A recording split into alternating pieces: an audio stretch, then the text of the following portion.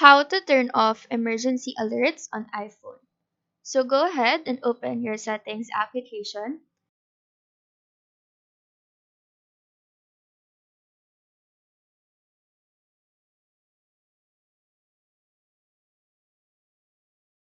In this page, you can control your notification display, Siri notifications. You can customize notification style on each app as well. And on the very bottom of this page is the settings for alert notifications. Since we want to turn off emergency alerts, make sure to turn off the toggle for the emergency alert option.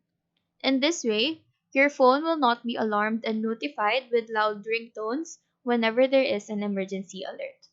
So that is how to turn off emergency alerts on iPhone. Do let us know if this video helped you out, and if you have any questions, feel free to drop them down below. Thank you for watching and have a nice day.